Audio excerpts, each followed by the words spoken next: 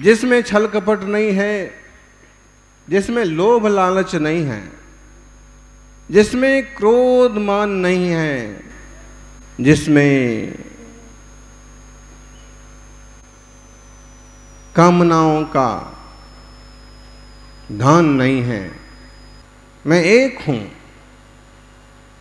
कोई पर पदार्थ, आई एम अलोन, कोई वस्तु मेरी नहीं है। इसका नाम है अकिंचन्य। दुख का कारण क्या है? यह मेरा है, यह मेरा है, यह मेरा है, ये भी मेरा है, वो भी मेरा है, ये भी मेरा है। सब कुछ इकट्ठा करने का जो परिणाम है, आसक्ति का परिणाम है, पकड़ने का परिणाम है, वो दुख का कारण है। अभी आप देख रहे थे एक पत्थर को उन्होंने कृष्ण जी बना दिया, उसे अपना समझने लगे। किसी ने राम जी बना दिया, किसी ने महावीर जी बना दिया, किसी ने बुद्ध बना दिया, कृष्ण बना दिया और अपना अपना मानने लगे। लेकिन जैसे ही उसमें कुछ खामी हुई, दूसरे ने अधिकार किया तो झगड़े चालू हो गए। इसका मतलब है कि संसार में किसी भी चीज पर आप अधिकार करने की कोशिश करते हैं, जहां से अधिकार चालू होता है वहीं से अहंकार चालू होता है, जहां अहंकार चालू होता है ममकार चालू होता है, जहां ममकार चालू होता है वहीं से धिक्कार चालू होता है।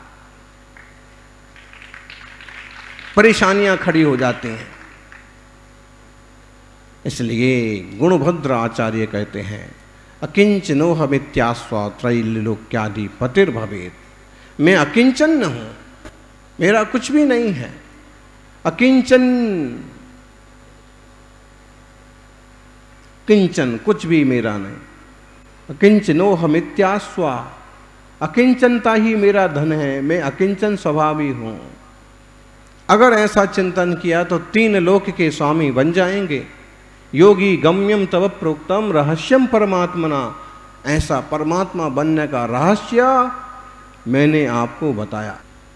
परमात्मा बनने का रहस्य क्या है? देखो, कुछ चाहिए है तो कुछ छोड़ो, कुछ कुछ चाहिए तो कुछ कुछ छोड़ो।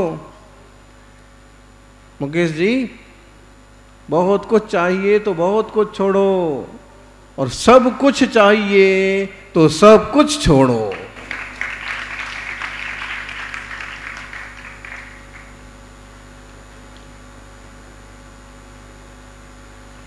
देखो, गुरुओं ने, मुनिराजों ने, तीर्थंकरों ने इतना बड़ा राजपाट छोटा, और सब कुछ छोड़ करके सब कुछ पाया। सभी छोड़ा सभी पाया, उसे महावीर कहते। सौभाग्यशालियों, कोई नहीं किसी का साथी, सारी यात्रा एकाकी है। कोई नहीं किसी का साथी, अकिंचन्य धर्म। कोई नहीं किसी का साथी, सारी यात्रा एकाकी है। उतनी देर जागकर जी लो जितनी अभी उम्र बाकी है। उतनी देर जागकर जी लो जितनी अभी उम्र बाकी है। जीवन का जब तक नींद भरी आंखों में, तब तक दुख जगत अपना है। जब तक, कब तक डर है? रात में आप सो रहे हैं और ऐसे दिख रहा है कि कोई आपका गर्दन दबा रहा है, कोई आपके सिर पर पत्थर पटक रहा है, कोई आपको डरा रहा है। सोए हुए सपनों का डर कब तक है? कौशिक भाई, सोते सोते सपनों का डर कब तक है? कल्पना का डर कब तक है? जब तक आप जाग नहीं जाते। कल्पनाओं का डर कब तक है? जब तक आप मजबूत महसूस नहीं करते, तब तक डर है। जब तक नींद भरी आंखों में, तब तक दुख जगत अपना है। जीवन का यह जन्म धरा पर एक बहुत गहरा सपना है, एक बहुत गहरा सपना है। आ मारू, आ तारू, आ वधा सपना छे। પોતાનું શું છે? પોતા પણ પોતાનું નથી।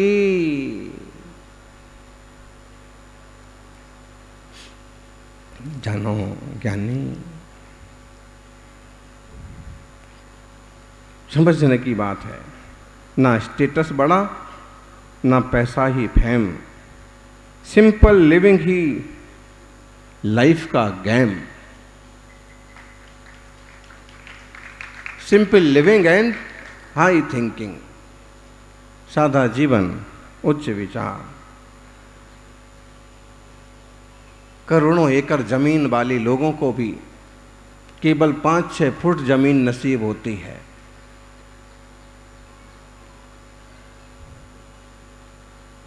देखो, लेकिन लालच कितना है, ना कुछ लाए ना ले जाना, फिर बीच में इतना सारा जंजाल किस लिए। न कुछ साथ आया था, न कुछ साथ जाएगा, धर्म कर ले ज्ञानी यही काम आएगा। त्याग कर ले ज्ञानी यही काम आएगा। माटी का शरीर तेरा एक दिन माटी में ही मिल जाएगा, ले ले शरण अरहंत की तेरा जीवन ही सफल हो जाएगा। ले ले शरण धर्म की तेरा जीवन ही सफल हो जाएगा। बस दिलों को जीतने का मकसद रखना, वरना दुनिया जीत कर भी सिकंदर खाली हाथ गया था। दुनिया को मत जीतो, दिलों को जीतो। इस तरह का आचार विचार हो, तीर्थंकर महावीर को आज भी याद किया जाता है। उनकी साधना, उनकी तपस्या, उनका आत्मशुद्धि का पथ, अकंचन स्वभाव का इतना परम पुरुषार्थ आज भी वो याद किए जाते हैं। सौभाग्यशाली हो, अकिंचन्य स्वभाव में सुख है, आनंद है। भले दुनिया में कितना भी जोड़ो, बोलो काम क्या आता है। फक्कड़ता एक संत की, फक्कड़ता एक संत की, फक्कड़ता गुरुदेव की, सिखा गई ये पाठ। जिनके पल्ले कुछ नहीं, बस उसके हैं ठाठ। बाबूजी जिनके पल्ले कुछ नहीं, ठाठ किसके हैं? आप मुनि राजों को देखो। ऊपर आप बैठने वाली बात नहीं है, क्या वो आसन पर बैठ ली इसलिए ठाठ है। वो जमीन में बैठे हों, पेड़ के नीचे बैठे हों, चट्टान पर बैठे हों, जंगल में बैठे हों, लेकिन ठाठ किसके? त्यागी के, तपस्वी के, एकदम मस्त अपने ज्ञान ध्यान में मस्त, दुनियादारी का कोई जंजाल नहीं। राजा बंदे, प्रजा बंदे, चक्री बंदे, सब लोग बंधन करते हैं, फिर भी वह सहज ही रहे आते हैं।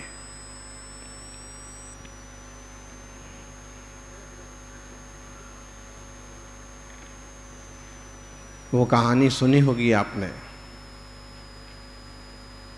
एक सम्राट काफी अस्वस्थ हो गए, विधायक जी बीमार पड़ गए। खूब इलाज किया, लेकिन कोई रास्ता नहीं सूझता। एक दिन एक पुरोहित जी आए, ज्योतिषाचार्य, आयुर्वेदाचार्य, और उन्होंने कहा कि देखिए, अगर दवाओं से काम नहीं निकल रहा है तो एक तरीका मुझे समझ में आता है। इस दुनिया में जो सबसे सुखी इंसान हो, उस इंसान के कपड़े ला करके राजा को पहना दो। लोगों ने विचार किया कि ऐसा भी कोई इंसान हो सकता है क्या? फिर भी खोज करते हैं। महाराज की तबीयत सही होना चाहिए, उनके लिए तो हम आसमान के तारे भी तोड़ के ला सकते हैं।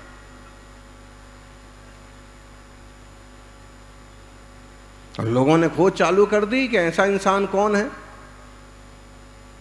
कौशिक भाई के पास पहुंचे। कौशिक भाई ने कहा कि ऐसे तो खूब सुखी हैं, लेकिन इच्छा बाकी है। एक चीज का दुख है, बढ़िया मंत्री बन जाए तो बढ़िया काम हो जाए। तो लोगों ने कहा कि अरे इनको तो अभी, इनको तो है, इस चीज का दुख है इनको तो। बाबूजी के पास गए। बाबूजी ने कहा कि देखो भाई, बाकी तो सब ठीक है, गिरनार जी हमारे हाथ में आ जाए तो बढ़िया मजा हो जाए। फिर मंत्रियों ने विचार किया कि इनको भी थोड़ा तो चिंता है, थोड़ी तो फिक्र है। और जिसके पास गए, अमीर आदमी के पास गए, तो अमीर आदमी ने कहा, देख भाई, आज देश में मेरा दूसरा नंबर है, मैं चाहता हूं कि दुनिया में मेरा फर्स्ट नंबर आए, तब बात बनेगी।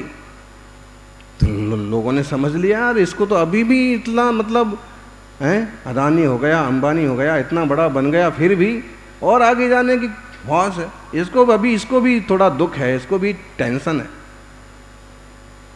फिर किसके पास गए, सोचा कि पंडित जी बहुत ज्ञानी हैं, बड़ी समय सार की वासना करते हैं। पंडित जी के पास गए और कहा, पंडित जी दुनिया में सबसे सुखी तो आप ही हैं, आप इतनी बड़ी बड़ी बातें करते हैं, इतनी बड़ी बड़ी आत्मा की चर्चा करते हैं। उन्होंने कहा, हाँ भाई सुखी तो हैं। तो फिर जो है आपको कोई दुख नहीं है, कोई टेंशन नहीं। बोले ऐसे तो कोई दुख नहीं है, लेकिन ऐसा चाहते हैं कि जब यहां से विदाई हो तो कम से कम लाख रुपए तो तिलक हो।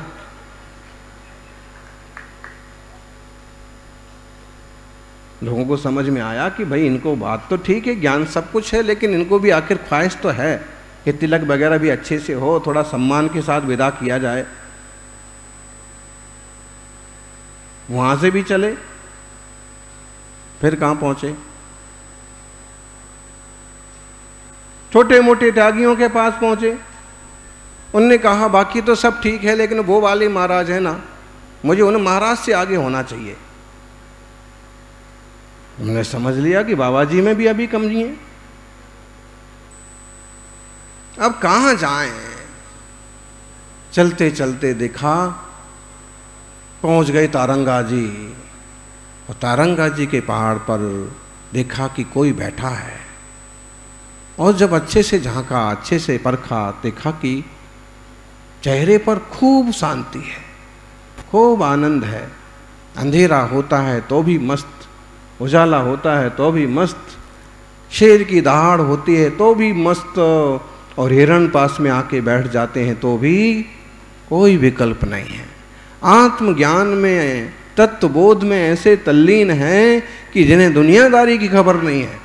मंत्रियों ने कहा कि हो गया काम, ये मिल गए, इनसे ज्यादा सुखी दुनिया में कोई नहीं होगा। ऐसा प्रशस्त वातावरण है और इतनी तल्लीनता, चेहरे पर ऐसी गंभीर शांति और मुस्कान।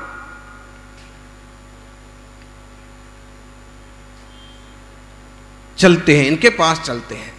लेकिन जैसे जैसे पास आए, वैसे वैसे शांति तो खूब ज़्यादा महसूस हुई, चेहरे की तेजस्विता भी मालूम पड़ी।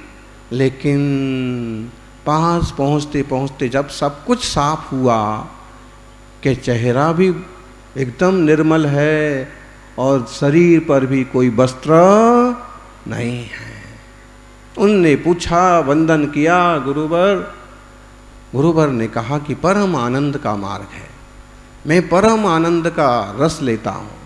सम्यक दर्शन, ज्ञान, चारित्र और तप के आनंद में, स्वभाव के स्वरूप के आनंद में लीन रहता हूँ। मुझे किसी तरह की इच्छा नहीं है, मुझे किसी तरह का द्वेष नहीं है, मुझे किसी तरह की स्पर्धा नहीं है। सबकी अपनी सोच है, लेकिन मैं अपने में परिपूर्ण हूँ। ना किसी से ईर्ष्या, ना किसी से कोई होड़, मेरी अपनी मंजिल, मेरी अपनी दौड़। मंत्रियों को बड़ी खुशी हुई। फिर उनने कहा कि हमारे महाराज बड़े बीमार हैं और उनने कहा है कि ऐसे आदमी के कपड़े चाहिए जो सबसे सुखी हो। अब आपकी चर्या से, आपकी साधना से, बातों से, प्रवचन से ये मालूम पड़ा कि दुनिया में आप ही सबसे ज्यादा सुखी हैं, तो महाराज आपके कपड़े दे दो। उन्होंने कहा, देख रहे हो मेरे पास क्या है। मंत्रियों ने ऊपर नीचे देखा, आगे पीछे देखा, लेकिन उनके पास तो पीछे कमंडल के अलावा और कुछ भी नहीं। गुरुवर ने कहा कि जिसके पास कपड़े हैं उसके पास लफड़े हैं। वे राग द्वेष के बंधनों से जकड़े हैं। और परम शांत होने का मार्ग तो यही है, अंतरंग में लफड़ा नहीं, बहिरंग में कपड़ा नहीं, और किसी तरह का किसी से कोई झगड़ा। खुशी तो हुई कि ऐसे इंसान के दर्शन हो गए, लेकिन साथ साथ समस्या तो नहीं मिटी ना।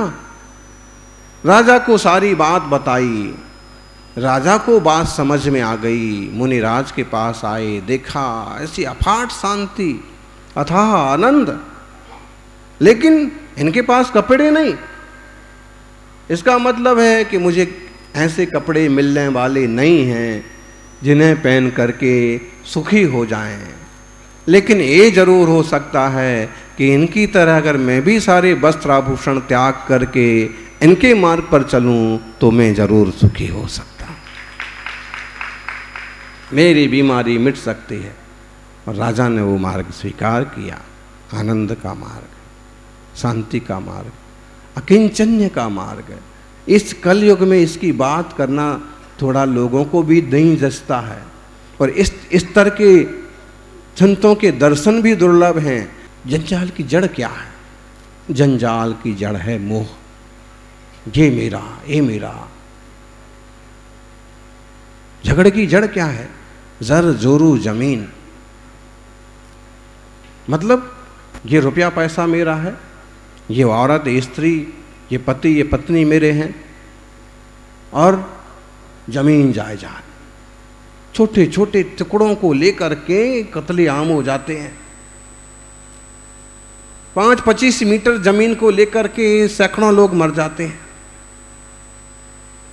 और उसमें फिर अगर धर्म संप्रदाय से जुड़ी हुई चीज हो तो फिर तो कहना ही क्या।